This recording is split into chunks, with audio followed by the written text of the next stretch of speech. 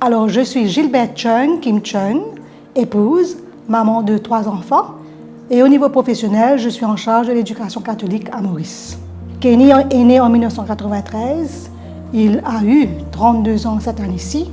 Mais il faut vous dire que quand il est né et quand 2 jours après sa naissance, on a appris qu'il était atteint de trisomie 21, mon époux et moi, nous avons vécu comme un deuil. En fait, petit à petit, nous avons compris que Kenny était un cadeau. Les premières années ont été vraiment merveilleuses. Il fallait le stimuler constamment. Donc, j'avais complètement changé les couleurs de sa chambre. Donc, un panneau était rouge, l'autre bleu, l'autre vert, enfin. Et puis, il y avait plein de choses dans sa chambre pour pouvoir le stimuler. Par exemple, Kenny, je l'ai poussé à être aussi dans le groupe des scouts.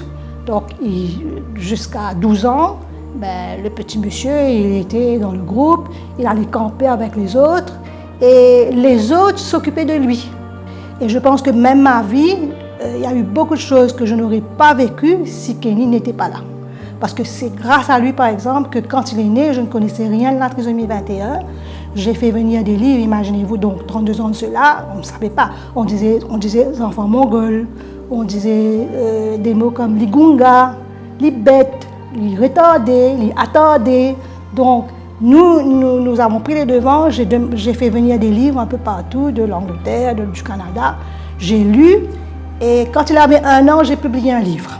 Disons qu'à Maurice, je suis un petit peu chagrine, il y a encore beaucoup de choses à faire. Là qu'il a 32 ans, nous disons que qu'est-ce qui va se passer après?